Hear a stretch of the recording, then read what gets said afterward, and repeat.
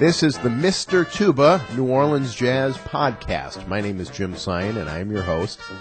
This podcast is available on many platforms, but it's always available at MrTuba.com. Very easy. MisterTuba.com. Well, about 15 years ago, I started to get fairly serious about playing New Orleans jazz on my tuba.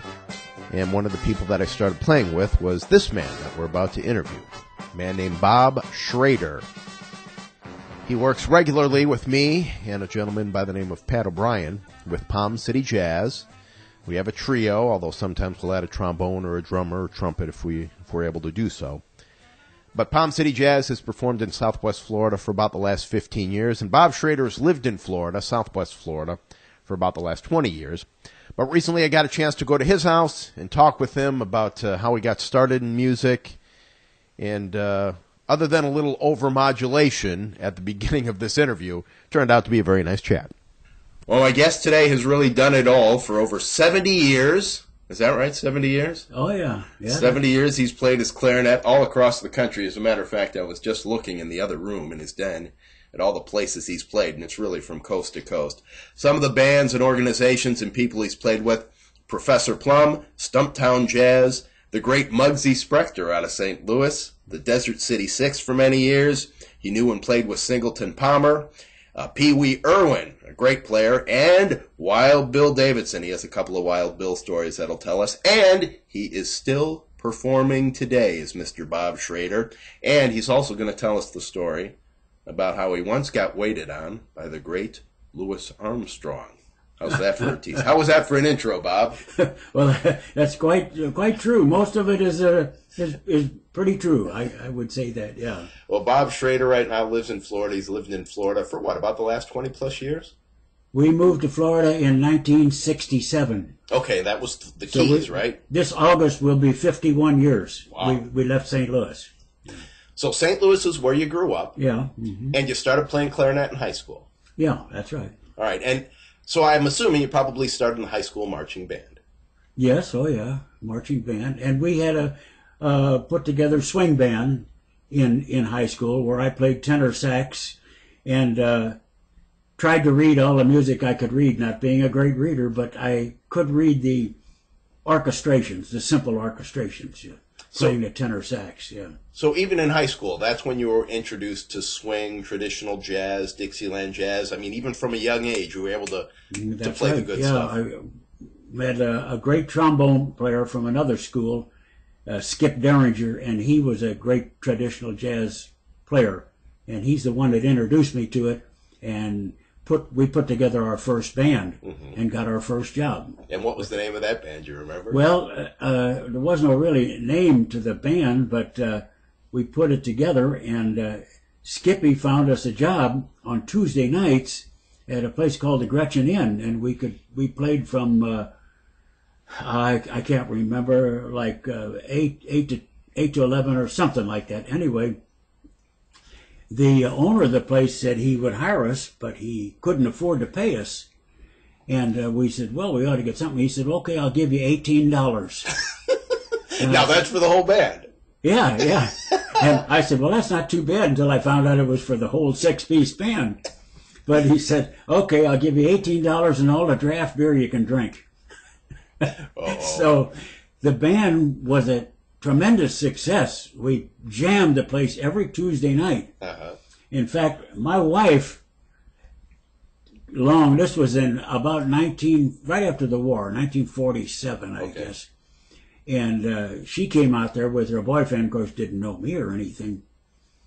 And we were an instant success, playing not only trad tunes, but some of the pop tunes of the day were, if you knew where I would come and I'd bake the cake. Oh gosh, if I knew where you were coming, I'd have baked the cake. Oh, put another nickel in the Nickelodeon, stuff like that. And then, of course, we played That's a Plenty and the trad tunes. And it turned out to be such a tremendous success. We played there 2 weeks, and the guy came back and he says, I'm doubling your salary. But he said, no more draft beer. He said, you drank 5 barrels of beer a night. But anyway, that was the start of our first Dixieland trad band. Yeah. You know, that story was pretty much recreated 50 years later in the great movie The Blues Brothers with John Belushi and Dan Aykroyd. Do you remember that? I don't know if you do. Yeah, yeah. But they did the exact same thing. The band came and they said, well, you know, here's your $300 for the gig and you owe us $400 for beer. Yeah. And that's what starts the whole downfall of the Blues Brothers, because they're then on the run from that point on because they couldn't pay for the beer. So, yeah. but you guys did it first, so that's really cool. That band became quite successful in St. Louis. We went out on Delmar Strip was the big thing in those days. Delmar de Bolivar, where the jazz joints were.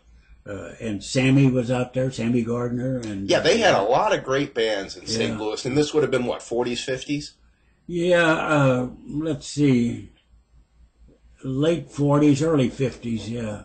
And then the Bolivar Strip and Delmar closed up and Gaslight Square came in. Yes. And at one time when I was playing down there were six piece Dixieland bands working 6 nights a week at Gaslight Square. Wow. It was that much of a success. Well, I've seen some of the records, and you can still find them on YouTube and on iTunes. And there's one album. It's basically a musical trip through Gaslight Square. I think that's the name of it, actually. And they have your friend Sammy Gardner. Yeah. They have Muggsy Spector, who you recorded with. Yeah. Singleton Palmer, the tuba player who you played with. Yeah. Now, that was an all-black group, right? Yeah, that's right, yeah. And but he was a fine tuba player, and you played with him a couple of times. Yeah, one night I played with him. My wife came along, and she was sitting at the bar, and a guy came in and sat down in front of her. Mm-hmm. And very politely, she said to him, could you move over a little bit so I could watch the band and see my husband playing there? And this guy gave her a double take. And immediately she said, he's the clarinet player. He's the white one. That's a true story. So, all right, St. Louis in the 50s, you were playing clarinet then. You also played New Orleans around that time period. Well, at 56, okay. I went to New Orleans, yeah. But first, I went to Chicago in 51. Okay. And I played up there with, played at Jazz Limited, which was a great job. I worked full-time there. And sat in with guys like George Brunis and some old-timers like Hal Benson, piano player, and Danny Alvin, drummer. Mm-hmm. These are old-time musicians. I don't know whether you ever heard of them or not. George Brunis, obviously, I've heard of. Oh, yeah, George Brunis. He came from New Orleans. He was an old-time jazz player, trad player. Some of the guys that I remember just from the records, and of course I grew up in Chicago, and my dad would have the Dave Remington records. Oh, yeah. Yeah, I knew Dave, yeah. And he played what, trombone and piano? Yeah, trombone, but yeah, that's right. And Chuck Hedges, yes, a great clarinet player. And Marty Nichols, a trombone player. But I had some great times in Chicago. And of course later, and I'm a couple of years younger than you are, when I was in Chicago in the mid-'80s, there were guys like Franz Jackson and Jim Beebe. Oh, yeah. I remember those guys, yeah. Yeah. You know, Chicago's always been good. Even when traditional jazz hasn't been that popular, there's still been, 2 or 3 really good bands that work either in the city or in the suburbs. Yeah. And so about 56, you say you went to New Orleans. Yeah, well, before that, this early 56, okay. I think I was up in Chicago, and I had been playing at Jazz Limited. Bill Reinhardt and his wife owned the place, and Bill went on vacation, and I subbed for him for 5 weeks. Mm-hmm.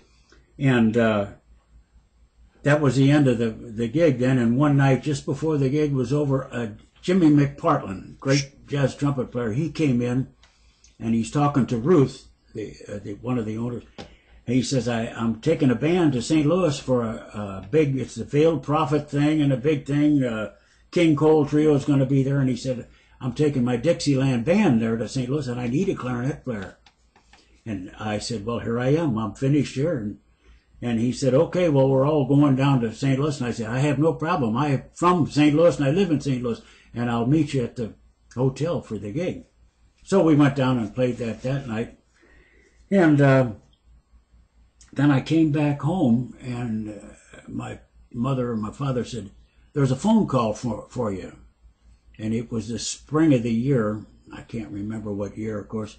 And it was Pee Wee Irwin. Okay. And he's playing it in Kansas City, Missouri, at Wildwood Lakes. And he needs a clarinet player. And I said, fine, I'll go out there. So that's when I went out and joined Pee Wee. And then we played a few spots in the Midwest, the Clover Club in Peoria and the Grandview Inn in Columbus. Mm-hmm. And then we went to New Orleans, and that was the summer of '56. Okay, so you actually went to New Orleans with Pee Wee. Yeah, that was with Pee Wee. Oh, well, that must have been a great band to be playing. Yeah, that was a good band. Yeah, Johnny Verrill, great piano player. And then a kind of sad thing happened. We went to New York, and of course everybody knows this. It's news. Pee Wee was an alcoholic, mm-hmm. and he had problems even back when he played with the Glenn Miller Band. He had problems, drinking problems, and we went off the wagon when we got to New York, and nobody would book us. And we played a couple of things, and then Pee Wee just went completely off the bench. So that's when I left and came back to St. Louis in fall, I guess, of '56, and went back to work at my trade. and we should mention that you've been very as a matter of fact, I saw the plaque in the other room. You've had two great careers, not only as a musician, but also as a card-carrying electrician. Yeah, I was a union journeyman electrician. My father was an electrician, and he said, if you don't want to go to school, you're going to learn a trade. And he took me to the union hall and signed me up. And once I got my journeyman's electrician's card, I could go anywhere and work anywhere I wanted to. So it's a musician is being fine, but you should have something else to sit on, you know. Well, and you're the greatest example of that, because you've told me many times you would go into a city, and if there wasn't a gig, yeah, you'd just go to Union Hall and work for a couple of weeks, a month, or whatever, and then if a gig came up, you played music. Exactly. There were a lot of contractors that liked that, because they would go to the Union Hall and they'd have a project and they'd need a couple of men, not full time, but they needed a couple of men for a job, and they'd hire me out of the hall, and they said, we can't, guarantee you a steady job, but we do you need for a few weeks. Perfect, I said. Whatever you need. I'd stay a couple of weeks, help them out. They helped me out, and we took our trailer and we went on. And I should mention, you and your wife, Kay, really did take the trailer across the country. I mean, you've been just... Yeah, we did a lot of bumming, and just to see the country. Just wanted to see what it was like. And I know you've told me stories, and I wish I could remember the specific city, but there were times when you got into town, you saw a band, you'd say, oh, I play clarinet, you'd sit in, and that would turn into a gig. Yeah, a lot of times that happened. Well, that's what happened out in Phoenix when we stopped out there mm-hmm. and went to the Sunburst Hotel on a Sunday afternoon and sat in with the band. Right. And stayed 6 years. And that was the Desert City Six? Yeah, the Desert Cities. And, of course, I went down to the Phoenix Union Hall and got a job. and I worked my days at my trade and played music at nights. So you must have been doing pretty well financially. I mean, those are two pretty well-paying gigs. If you've got a good band, and obviously the electrician thing, that's union money. So well, we did all right. Yeah. We did all right. Yeah, it's music. We never did lack for money. We never did lack for money, Kay says in the background. We should mention I'm at Bob's house right now, and his wife Kay is in the background. And Kay has been with you for most of the musical journeys, and she not only has been with you, but she's been a participant, from what I understand. Yeah, she knows how to run sound systems. Mm-hmm. You had to in a lot of these festivals. They put volunteers on the sound system that they didn't know the gain from the volume, or they're young kids who know nothing. They only know how to mic rock bands. Yeah, so Kay learned how to basically run the sound systems. Yeah. And, well, let's see, this is May the 3rd of this year, and we'll be married 60 years. That's great. That's great. Well, I was looking at the in your den the pins and the badges that you have from all the jazz festivals that you've played across the country. And, right now there are probably still a dozen to 24 good traditional jazz festivals that they hold across the country.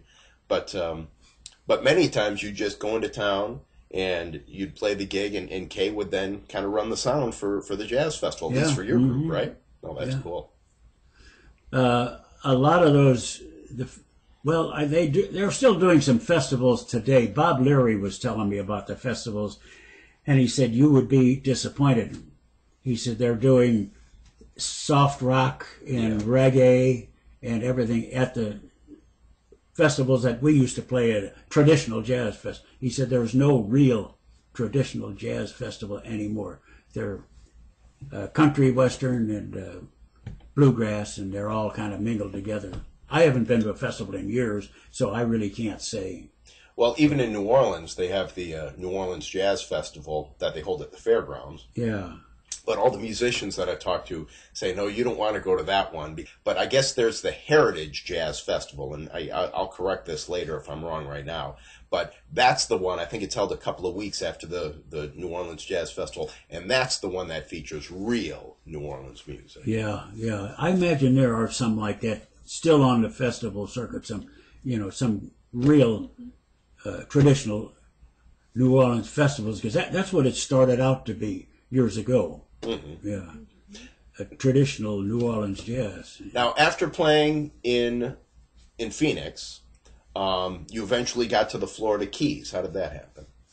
After playing now in Phoenix? Yes, well, you were with the Desert City Six, and I can't remember the timeline exactly, but how did you end up in the Florida Keys? Well, we decided after we were married a few years that it had enough of snow and ice, and I had been to Florida a couple of times before, playing with the band. Spent part of a summer in Sarasota playing at the Ringling Hotel. Sure. With the band. And I said, well, I want to go to Florida. And so Kay looked up this place, and she made the arrangements and found us a mobile home to rent in Marathon, Florida, in the Keys. And I said, that sounds perfect. Summer. It's always summertime in a sunny climate. You know that song. That's the old Guy Lombardo classic that we do with Pound City Jazz. Sure. It's always summertime in the sunny climate of Florida. And you can make a date in the sunshine state of Florida. All around it's a tropical pleasure. All around it's a lover's delight. With an orange moon in the daytime and a great big grapefruit moon at night. You'll find that holding hand. I said, that sounds good. So we sold out everything. We put everything we owned in a U-Haul trailer and had a 1961 Corvair station wagon. That's nice. Very rare, but it was a great little car. And we put everything in that U-Haul trailer, and we moved to Marathon, Florida in August of 1967. Wow, I can imagine the Keys have just changed completely since people then. said to me, what the hell do you want to move there for? There's nothing there. They were right. And we loved it. And what was the music scene like in the Keys back then? Well, the guy across the street, across the canal, played guitar and bass. Really? Yeah, and we got to talking, and he said, the neighbor next to you said, you play the clarinet. And I said, yeah, that's right. He says, well, why don't you come down to the Moose Club on Saturday night? We play, our trio's playing there. Piano, bass, and drums. They were missing the lead horn, for goodness sake. The piano player, he and his father were both born in Key West. Old-time conch, the name of Curry, which was an old-time name in Key West. Uh-huh. And he was a great old-time piano player. And the drummer was an Englishman, and he played very well. And, of course, we had our neighbor, Bill, on bass. And funny thing, Bill told us later, he'd been up to the Elks that Saturday afternoon and had a few beers. Mm. And then he saw me, he said, well, why don't you bring your clarinet down to the Moose Lodge on Saturday night and play? And I said, sure. And then Bill told me later, he panicked And he thought, what the hell have I done? I've asked this guy to come down. Oh, my God, what am I going to do, So we went there, and I'll never forget, the first tune we played was Alley Cat. Oh, jeez. And, it was a little dance Oh, place. sure. No, I'm sure everyone loved it. We played that, and Bill was playing bass, and he looked up and he says, thank God the guy can play. And that's a true story. Let me go back a few years, just because there are a couple of stories I want to get back to. First of all, when you were with Pee Wee and you played in New Orleans, give me an idea what Bourbon Street, New Orleans were like in the 50s. I mean, because there must have been some great stuff going on. Very, very busy. Lots of bands working. Seems to me up the street. Well, Louis Prima had a club there. And I don't remember who was playing at the Famous Door at the time, but a lot of bands were working on the street. But we didn't have a lot of time. We played from 10:30 to 4:45. That's great. 6 nights a week. Now, we were 30 on and 30 off, which was a nice break. Play 30 minutes, 5 tunes maybe? And then take a 30-minute break. So then would another band play, or would you? Yeah, okay. we had a lady accordion player with drums and bass and guitar, I think I can. She was called Zonia and her Dream Men. You can't make this and up. she played the 30-minute between, And was she any good? Yeah, she was pop tones. The big tune of the day was Allegheny Moon. Oh, I don't remember that one. You don't? No. Allegheny Moon, ba-da-da-da, ba-da-da-da-da-da-da. It was a pop tune of the day. And that was her big thing.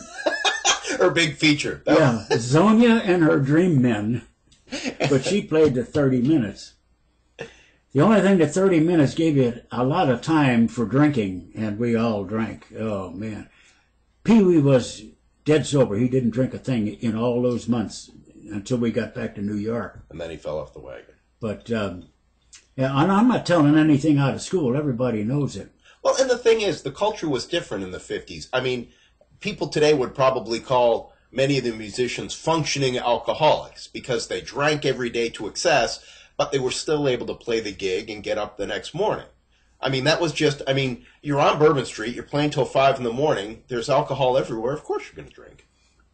I could walk from the hotel across the main street there to Bourbon Street and down, and there was a liquor store in the corner. Probably Canal Street, right? The canal's the one that goes, And I stopped at the liquor store and I bought a quart or fifth, whatever, of bourbon.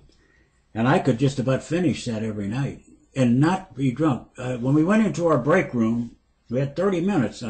There was ice and water. So you take a nice big glass and you fill it full of ice and you pour bourbon in there. How many glasses does it take to do a fifth of bourbon? So we all drank a lot in those days. And Pee Wee didn't touch a drop because he couldn't stop. Even in some of these old books, when he played with Glenn Miller to get that Miller sound, Pee Wee played the lead alto part of the sax section on the trumpet because he could play the high notes.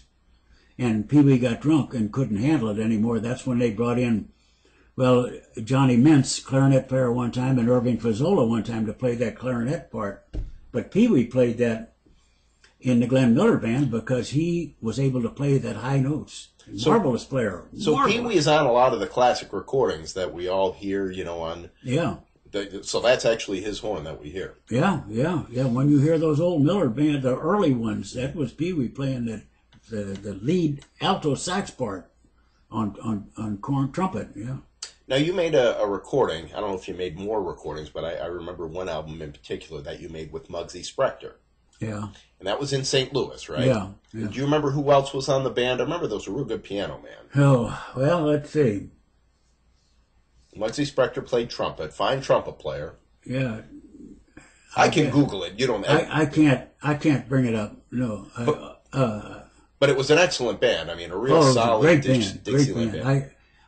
I'd have to get out the scrapbook or something to find the names. I can't bring the names up. No. Well, on that album, there's a tune, an old standard, In the Shade of the Old Apple Tree. Oh, yeah.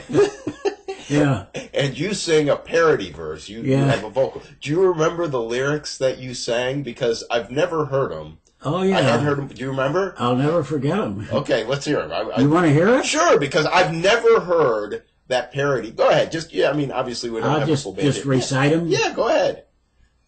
'Twas in the shade of the old apple tree, where two Irishmen tight as could be. Pat said to his friend, there's a fly on the end of my nose, brush it off if you please. Now his friend was a good-natured guy, so he picked up an axe lying by. The fly he knocked flat, but they buried poor Pat in the shade of the old apple tree. I love that, and I've never heard anybody else do that. I don't know where I ever got it, to tell you the truth, but I used to do it with Mugsies. Well, then it's funny because you also do a lyric on the old Washington and Lee swing, which is, been played. Yeah, that's an old standard. Yeah. But, and you sang a parody verse, and I said, oh, that's really funny. And you looked at me like I was a dummy, and you said, Louis Armstrong used to do that. So that goes back to, whatever, the 20s or 30s, whatever it was. That goes back a long way, yeah. Speaking of Louis, you had a chance to meet him. Why don't you tell that story, because it's pretty cool. Well, in what now? Louis Armstrong, you had a chance to meet him. Oh, well, he was playing at a jazz club in East St. Louis, across the river from St. Louis, called the Terrace Lounge. And they brought in a lot of big-name jazz groups, brought them in there, T. Gordon and stuff like that. Mm. Well, Louis came in there, and we wanted to see him, so we got over there. And we stopped and talked to him. We told him we were musicians from St. Louis, and he was very, very friendly, just as nice as gentleman as you'd ever want to meet. And I talked to him, and I said, boy, I'd like to sit in and play a couple tunes with you, if that'd be all right. And he said, it would be all right, but with me, he says, I don't care, I loved it. But he said, the management says, no sitting in. He said, this is the band and that's it. Now, whether he was telling the truth, we don't know. But anyway, he said, we went in the back room and we sat down. Mm-hmm. And he says, what do you have? And I said, bourbon and water. So he bought me a drink. And that's when he said, the management just says, nobody sits in. He said, he doesn't want to disrupt the band. Mm-hmm. And I can see his point, because we've had people that want to sit in and, I can do it, and they can't, and it's embarrassing. So Louis didn't want to take any chances, and I don't blame him. He doesn't know me from Adam. No, but still, I mean, it's still a great story, just the fact that you got to shoot. So anyway, to get him to buy me a drink, anyway, that was nice. Yeah. Well, Jim Snyder, who's also a fine clarinet player, who I think... Oh, yeah. He tells a story about when he was a kid, the first time he met Louis. This was in the 60s, and he was with his parents. His parents brought him. And as soon as Louis found out that he was a musician, he said that the parents said, well, this is our son Jim. He's playing the clarinet. He must have been 10 or 12 at the time. And so Louis said, parents, will you excuse me? And he took little Jim into the back room and actually talked music with him for, 10, 15, 20 minutes. And he asked him what number. This was in the Hello Dolly time. Yeah. And he said, do you have my latest album? And Jim said, yes, I do. And he said, well, what's your favorite tune? Thinking that Jim would say Hello Dolly. And Jim said, well, I like Hello Dolly, but I also like, and he named some traditional New Orleans tune. He said, that's really my favorite tune. And that's when Louis Armstrong said, oh, well, come back, sit with us for a little bit. Wonderful, yeah. Oh, Jim Snyder was a great player. He's a wonderful player. It's just so cool to hear that Louis was just so nice and so receptive to other musicians, and especially, young kids and stuff, because you hear so many stories about people being jerks. Oh, yeah. And, of course, at that point, Louis was, well, from the 50s until he passed away, probably as famous as you could be, Well, he was a true gentleman. He's an honor, just a credit to his race. He's a real gentleman, Louis was. Louis, excuse me. That's right. You're the one that told me that. People called him Louis, and he would politely say, my name is not Louis, it's Louis.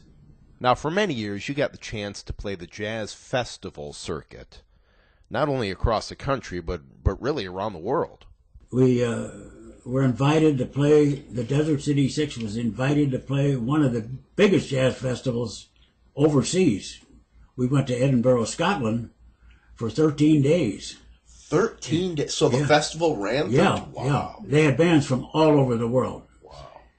And when we got there, and we got in our, I don't remember whether we landed in London and took a bus, I think, didn't we? A bus to Scotland, Edinburgh, and got in our hotel room, and everybody's... So we're looking at the schedule, and I said, well, tomorrow, the first set is 4 o'clock. I said, well, that's not so bad, you know. And then I looked at it again, and it's 4 a.m. And I said, oh, somebody's misprinted. What? 4 a.m. is our first set tomorrow morning? This is hard to believe. Right. But it was. And we went in this huge room. There must have been 300 people in there, all roaring, ripping to go. And we're getting in there. And we started our first set at 4 a.m. And these people went wild. Now, were these people, had they been there from the night before, or did they get up? That I really don't know. But it was a receptive, I mean, they were ready for music. Oh, I mean, they were ready. And they were... And I have never been treated so royally in all my life. These people just loved us, loved the music. They couldn't do enough for us. The only problem we had was after a Scotsman gets a few pints of ale, he's hard to understand. That's the only thing. You know. And I definitely tried the haggis. And how was it? I thought it was okay. Yeah. As you and I have worked together over the years, I've told this story on the bandstand, and I think I've retold it wrong. But you actually met, back in the 50s when you were on the road, you actually met the king of rock and roll. Elvis. Oh, yeah. Tell that story, and tell it right for the record, because I messed it up. Well, I was playing.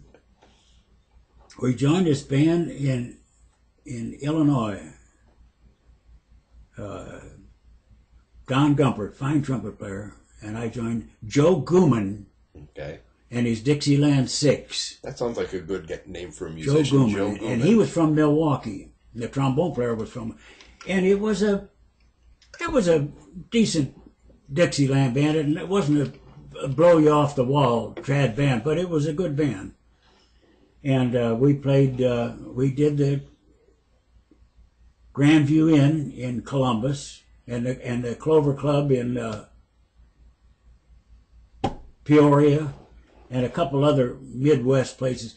And then he said, how would you guys like to spend the winter season in Florida? 3 months. Oh, jeez.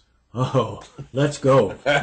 So we start in January. We'll play New Year's Eve at the John Ringling Hotel in Sarasota, and then play the January, February, and March season. And... well, let's see, how did it happen? Oh, it was a Saturday afternoon, and the trombone player and I were walking down the street to the square, a little square in Sarasota, and there was a movie theater there. And a big marquee said, special country western show featuring Elvis Presley. Now, this was about 1955, 56, I think. 50. No, that's about right. Yeah, mid-50s, because he was with the Starlight Wranglers, which was Scotty Moore and Bill Black and Elvis. But they were a country band, and Elvis, like you say, was the featured attraction. Yeah, because after I left this Joe Gooman and went back to St. Louis, that's when I went to Kansas City with Pee Wee. Okay. So it had to be early. Well, the winter season, New Year's Eve, we played there. So that's when it was, 56. Okay. And the trombone player and I stood there and looked, and it says, featuring Elvis Presley. And I said, who the hell is Elvis Presley? And he said, I don't know. So let's go in. So we paid our 75 cents to go in and see a movie, full-length movie, and then the country western show came on with some singers and that, and Elvis came out, and we listened. And I said, geez, this kid is good. I mean, he was really good with the group, you know. So when it was over, we got up and we walked backstage and introduced ourselves as musicians, and we're playing across the street at the hotel. And Elvis was a perfect gentleman. I mean, a perfect gentleman. And as of course I shook his hand, and as our daughter said later on, "Did you ever wash that hand?"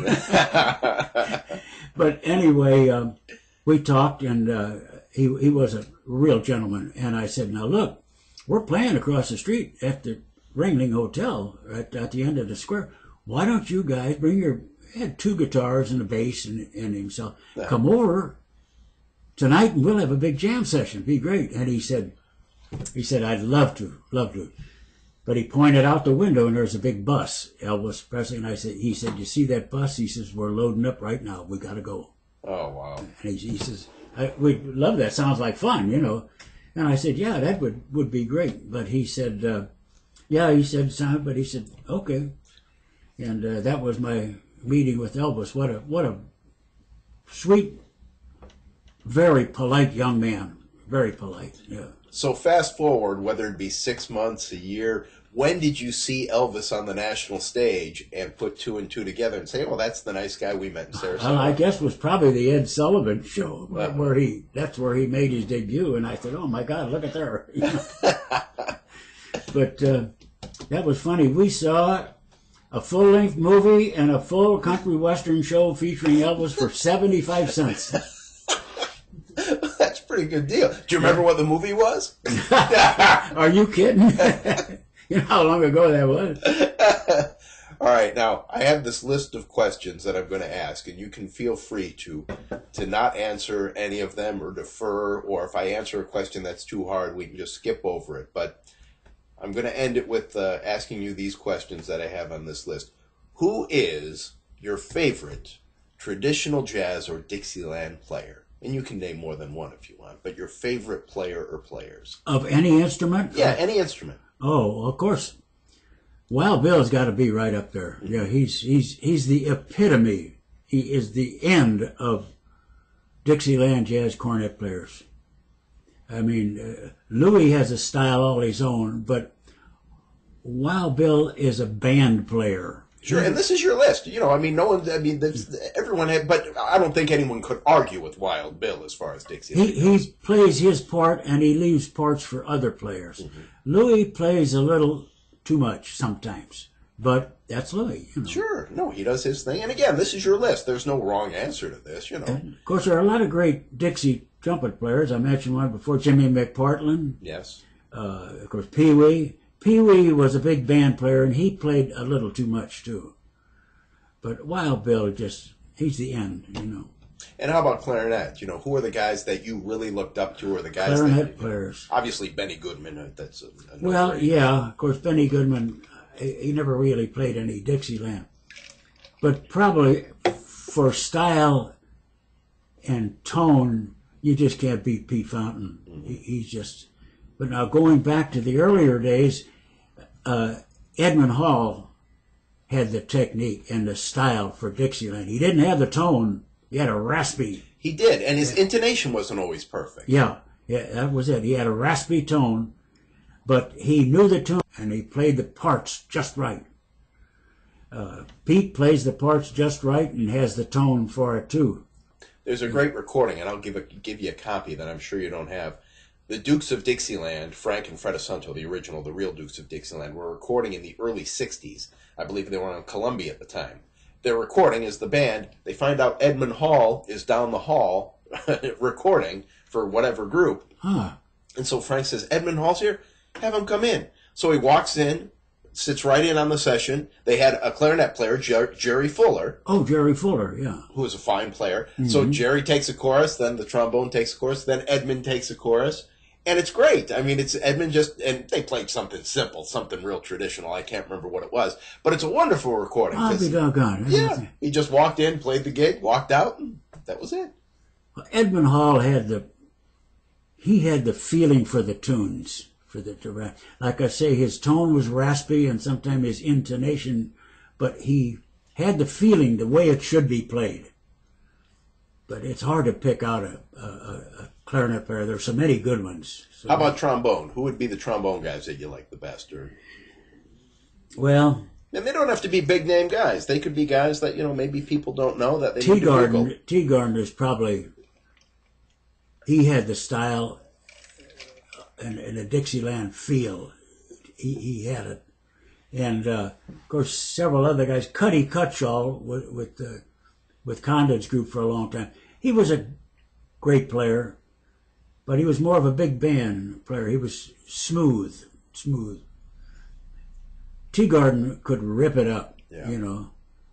And, of course, George Brunis, he played with the original jazz players from New Orleans. And he was a real player too. It's kind of like clarinet players. It's hard to really. Each one is great in their style. It's hard to say that Brunis is better than Teagarden because they're both so great. It's hard to say. Now, how about jazz musicians that have been famous or have made a lot of recordings? Is there any jazz musician that you could do without? That I could do without. Yeah, a famous jazz musician. One that maybe, you just don't particularly like his style or... The guy talking about clarinet players always comes to mind is Pee Wee Russell. Okay. I just don't understand why and what he's trying to play when he plays. Mm-hmm. He's so out of it. He's just in another world, it seems like, when he's playing. But yet he was such a character, and that everybody hired him just for that. I don't know if you've ever heard much of Pee Wee Russell. Not enough to be able to comment on that. I've heard it, but I don't know enough about him. So. Well, you listen to that Treasury of Jazz album. Okay. He's on a couple of those, and I'd like your opinion of him when you hear him play. My wife has heard Pee Wee Russell, and it's very strange. Is he too busy? Is he just playing weird notes? He plays weird notes. Okay. Well, he made a lot of recordings, and obviously he did them. Yeah. So how about tunes? What would you say is your favorite traditional Dixieland jazz tune? Wow. I know. These are good questions, aren't they? Boy, oh boy.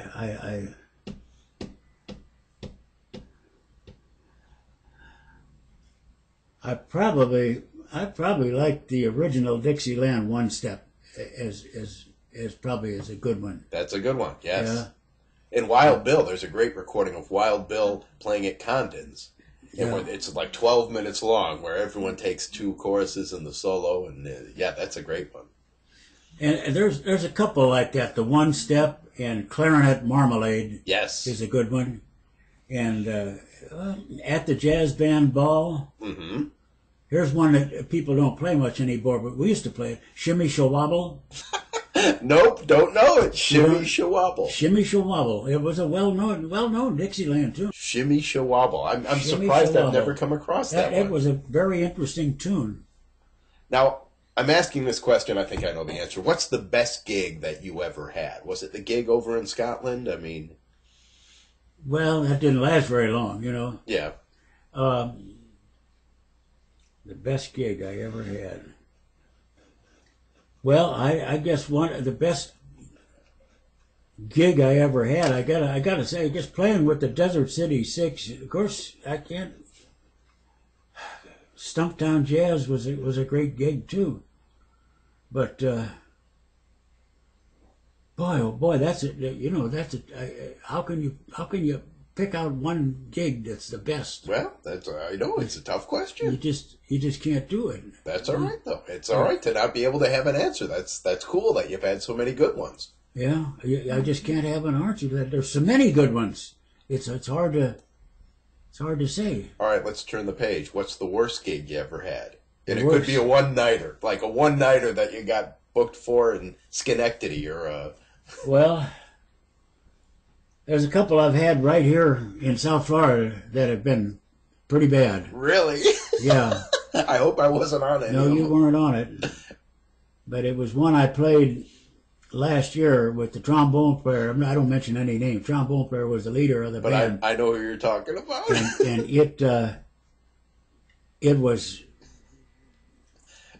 it just was bad. It just didn't. Nobody was coordinated. Nobody knew when to play or what to play because they didn't understand the music. But they called themselves Dixieland musicians. Sure. And well, I'm going to say 2 or 3 of them right here in South Florida that were. I don't ever have. Hope I don't ever have to do them again. Now, I noticed something when I was in New Orleans, and the players who play on Bourbon Street, the guys like Steve Yoakum and Danny Rubio, and the guys that are playing there regularly now, they don't do it, but some of the street bands do. They're reading from the book. What's your opinion about that? Well, I think by now they should have learned the tunes. I don't know why they need to read them. Right. I learned them. I learned quite a few of them, and I can play them all. Hundreds of them. I can play hundreds of tunes, and I don't need a book. So I don't know why books and things like that become a crutch. Mm-hmm. Like I know a fine piano player right here in South Florida a fine piano player, but you go to play with him and he opens the book, and he doesn't need it, and so does this tuba player. Opens the book, doesn't need it, but has it there, and it becomes a crutch, and you got that there. You just depend on that so much that you lose everything. And I've never looked at the book. I don't have to look at it. I learned the tune, and once I learned the tune, I remembered them. Mm-hmm. And if you learn them that way, you don't need a book. That's my opinion. Well, you've been playing for over 70 years, and you've played across the country, so you know what you're talking about. And I know a lot of tunes. Well, you know what, and I don't know if you said this first or whether my dad said it first, but it applies to both of you. You've forgotten more tunes than guys like me will probably ever know. Well, if you live as long as I have, you'll learn them all. You know a lot of tunes. Well, and the reason I do is because of guys like my dad and you, obviously. I mean, we'll be on the bandstand and we'll play a tune, and you'll say, that reminds me a lot of another tune, which is in the same key, but the bridge goes to here, and before I even know it, I've learned a new tune, and we haven't even played it. Sure, you've learned a lot of new tunes playing with Pat and me. I'll tell you a story real quick, and you'll get a kick out of this. My dad used to play piano by ear, and he would play all the traditional Dixieland tunes. Well, he would have a couple of Manhattans, sit down at the piano, and pound out a song and sing along, and of course we were kids, so we said, this is great. So fast forward 20 years, and I'm playing with guys like Bob or Pat or Bob Leary or whomever, musicians in Florida, and they'll call a tune, and I'll say, I know that tune because my dad used to play it. Sure. And so we'll get halfway through the tune, and then we get to the bridge, and I'm like, I'm lost. Does it really? And I found out many years later, after going and listening to some of the recordings that my dad had made on cassette or on VHS, my dad was playing the song wrong. Well, that happens, yeah. Well, especially after a couple of Manhattans. But Sweet Sue, I remember. He'd start, correctly, and then he'd go to the bridge, and he'd never change. He'd just go to a D minor or an A minor or whatever, and he'd stay there. And of course, as you know, it goes around. The bridge doesn't. And so I'm like, why is this band playing my dad's song wrong? That's what I'd be thinking to myself. Well, I can understand how that can happen. Yeah. I've heard people start out and play a song beautifully, and when they come to the bridge, they play the wrong bridge. They'll play a bridge to another song. Sure, yeah. That's happened. Yeah. Well, and talking about the book, I've worked with guys who read the book, and you're going along all of a sudden, and the book has a bad chord. Yeah, and they play. Yeah, they play it, and then they play it again, and because they've been playing it. It's in the book. It's got to be right. Yeah. No. Yeah. I hear a lot of those. Well, 70 years playing the clarinet. I think I should leave you with the last word. Is there anything you'd like to say to conclude this podcast, this interview? Anything you'd like to say for the record about music? Well, I don't know. I hope I haven't bored a lot of people with a lot of foolishness. That's all. I try to be as accurate as I can about things and dates. I can't remember everything, but I just try to be accurate about musicians and where I played, and I don't exaggerate about anything. I'm trying to tell it as straight as it was and how it is, because I feel like I don't have to exaggerate anything, Well, I thank you for everything you've taught me over the years musically, and I know there are many people, many musicians, many people who are fans of music, you know, just the places that we've played over the years, that have appreciated what you do and what you've done, and so thank you for sitting down and telling me some of these stories. In the shade of the old apple tree, where two Irishmen tight as could be, Pat said to his friend, "There's a fly on the end of my nose, brush it off if you please." Say his friend was a good-natured guy, so he picked up an axe lying by. Now the fly he knocked flat, but they buried poor Pat in the shade of the old